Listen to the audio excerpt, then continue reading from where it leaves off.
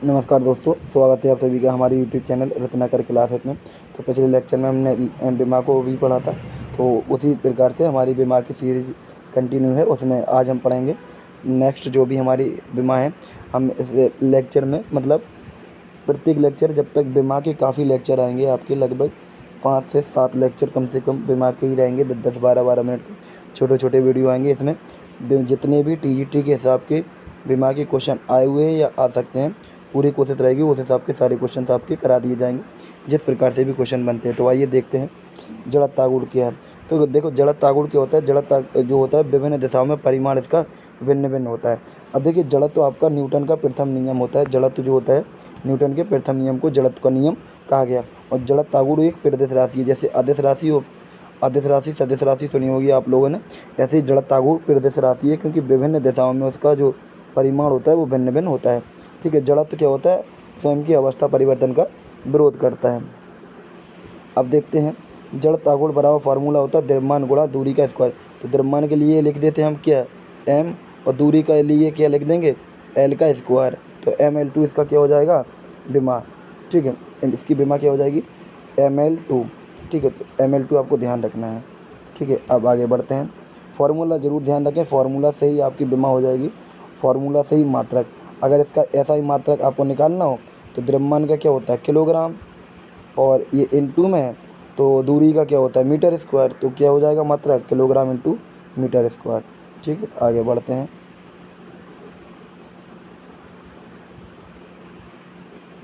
ये मात्रक भी लिखा है किलोग्राम इंटू मीटर स्क्वायर।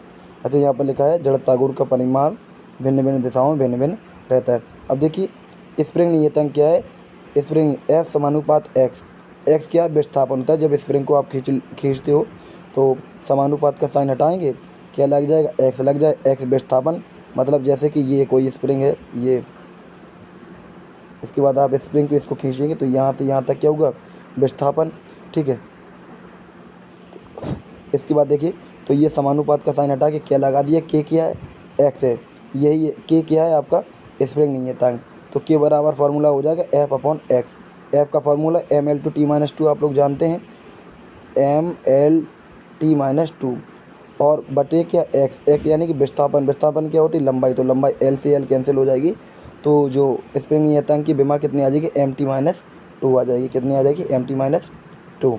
अब देखिए, मात्रा क्या हो जाएगा, F का क्या होता है, न्यूटन, x का होता है मीटर, तो न्यूटन प्रति मीटर हो जाएगा इसका मात्रक। ठीक है, अब आगे बढ़ते हैं। तो मात्रक लिखा है किलोग्राम इंटू सेकेंड की पावर -2। क्यों लिखा है, क्योंकि आपको पता है नीचे क्या लिखा है, मीटर। ठीक है, अब आगे बढ़ते हैं। देखिए, ये t-2 की वजह से कितना लग गया, सेकेंड माइनस।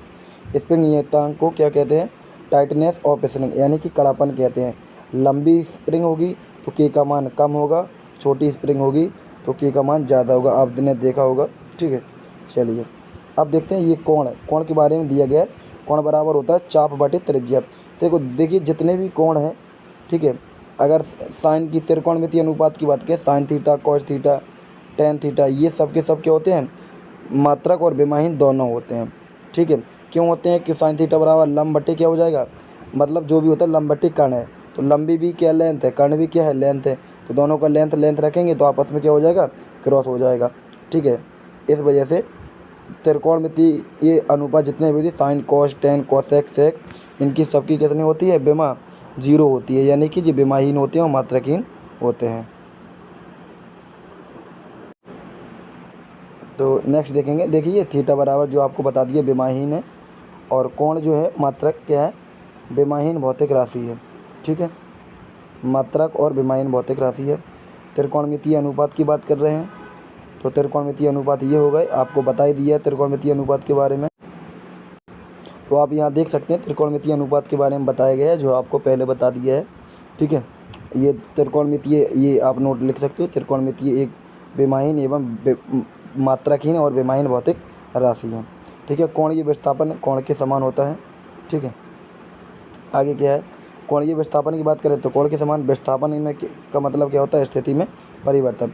और अगर कोणीय विस्थापन की बात करें तो कोणीय स्थिति में परिवर्तन, मतलब ये डेफिनेशन पहले लिखी थी कोणीय विस्थापन के, लेकिन कोणीय विस्थापन को समझने के लिए पहले हमने जाना विस्थापन। विस्थापन क्या होता है? स्थिति में परिवर्तन।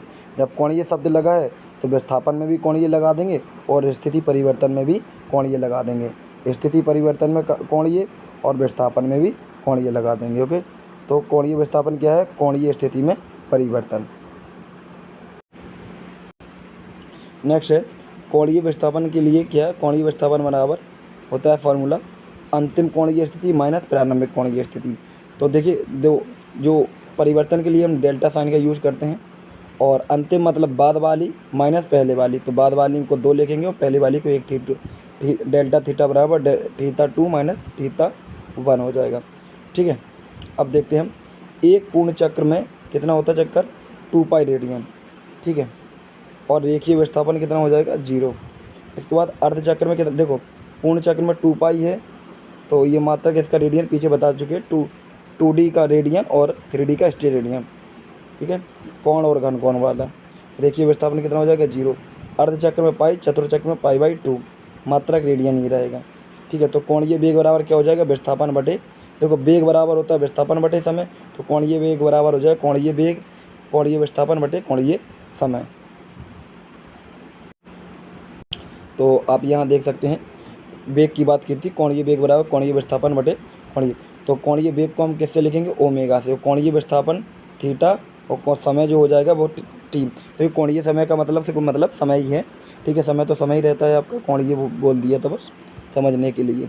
तो ये कैसा हो जाएगा? विमाहीन। तो जो कोणीय वेग है वो कैसी है? विमाहीन है।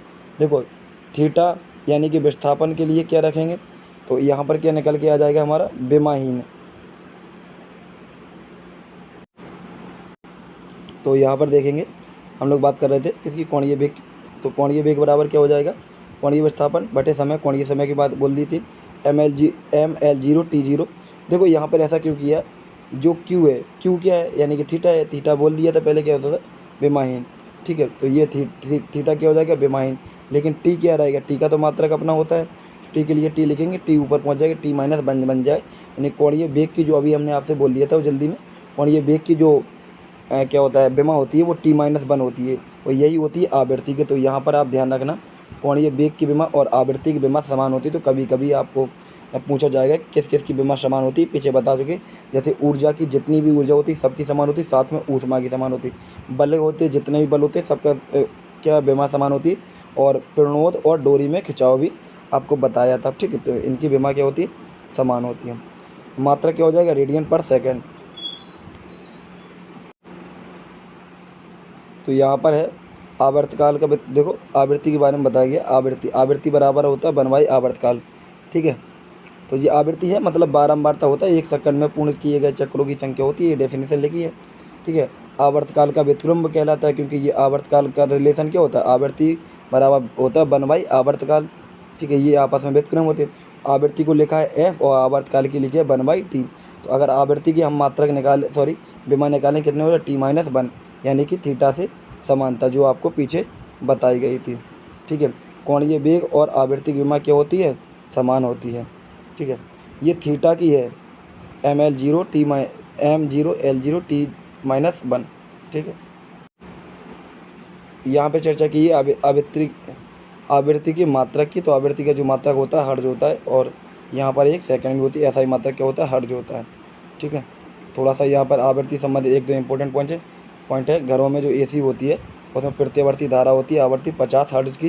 ठीक है, और मानव कण की जो सिरपरास होती है 20 हर्ट्ज से 20 किलो हर्ट्ज तक। ठीक है, मानव कण की जो सिरपरास होती है 20 हर्ट्ज से 20 किलो हर्ट्ज तक होती है। और घरों में जो एसी होती है वो प्रत्यावर्ती धारा कितनी होती है? उसकी आवृत्ति 50 हर्ट्ज होती है। तो ये आवृत्ति संबंध ध्यान रखना। मात्रक विमा हो जाए t-1, और मात्रक हो जाएगा सेकंड इनवर्स, और ऐसा ही मात्रक हो जाएगा हर्ट्ज। घरों की एसी 50 हर्ट्ज। ठीक है, और मानव कण की 20 हर्ट्ज से 20 किलो हर्ट्ज तक हो जाएगा। अब ये कोणीय आवृत्ति के बारे में दिया है, तो ओमेगा बराबर 2π/t होता है ये कोणीय आवृत्ति।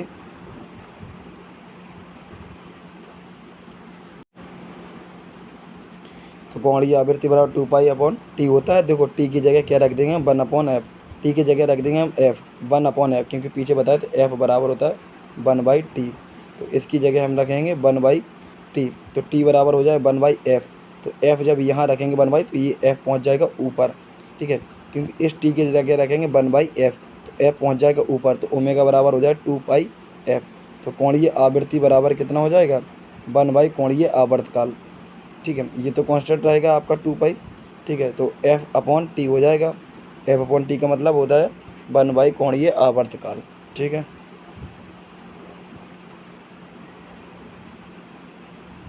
अब आगे बढ़ते हैं।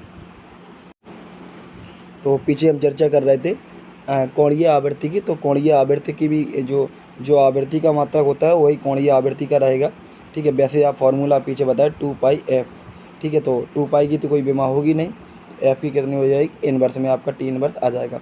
इसके बाद कोणीय त्वरण, तो कोणीय त्वरण क्या होता है, कोणीय वेग में परिवर्तन बटे समय, ठीक है। कोणीय त्वरण क्या अल्फा से प्रदर्शित करेंगे, और कोणीय वेग को क्या बोला गया ओमेगा, समय को बोला गया टी, ठीक है।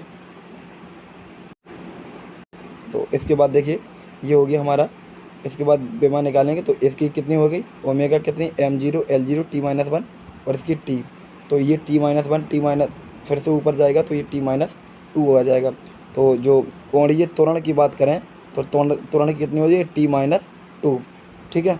वैसे चलो ठीक है कोई बात नहीं, मात्रा क्या हो जाएगा रेडियन पर सेकंड स्क्वायर, ठीक है, ये ध्यान रखना है आपको। इसके बाद कुछ 1-2 और कंप्लीट करके बस इस वीडियो को ख़त्म करते हैं। तो अब बात करते हैं बल आघूर्ण। बल आघूर्ण बराबर होता है बल गुणा दूरी। तो बल क्या होता है mlt-2 इंटू कितना हो जाएगा l दूरी के लिए, तो ml/t-2 हो जाएगा बल आघूर्ण की विमा, ठीक है। बल आघूर्ण की विमा कार्य ऊर्जा ऊष्मा विमा के बराबर होती है, और ये कैसी है अदिश राशि है, ठीक है। कार्य ऊर्जा ऊष्मा कैसी राशि है अदिश राशि है, और बल आघूर्ण कैसी है सदिश राशि। तो ये शॉर्ट में आपको लिख दिया है थोड़ा सा, ठीक है, याद रखना आपको। कार्य ऊर्जा ऊष्मा कैसी है, तो ये बता दिए बल आघूर्ण की विमा। देखो अगर आपको याद है कि कार्य की विमा कितनी होती है ml/t-2, तो कार्य की जो विमा होती है वही सभी ऊर्जा की विमा होती है, ठीक है। ऊर्जा और ऊष्मा की विमा हमने बोल दिया था, साथ में आपको ध्यान रखना है। इसके बाद बल आघूर्ण की विमा भी इसी से मिलती जुलती है, तो यहाँ भी पॉइंट लिख दिया, तो कि बल आघूर्ण की विमा कार्य ऊर्जा ऊष्मा के बराबर होती है। बस बल आघूर्ण कैसी होती है सदिश राशि हो, और कार्य ऊर्जा ऊष्मा कैसी होती है अदिश राशि होती है। बस लास्ट देखते हैं कोणीय संवेग। तो कोणीय संवेग क्या होता है रेखीय संवेग इंटू दूरी। तो रेखीय संवेग क्या होता है MBR। M क्या हो गया M में रहेगा B LT-1 और R के लिए L1, ठीक है। तो कितना हो जाएगा ml/t-1। देखो एक L ये है एक L ये है, तो ml/t-1 हो गया। इसको क्या करोगे तो ml/t-1 हो जाएगा। यह विमा प्लांक नियतांक के बराबर है। प्लांक नियतांक क्या होता है E बराबर h म्यू होता है, अगर आपको याद हो, ठीक है।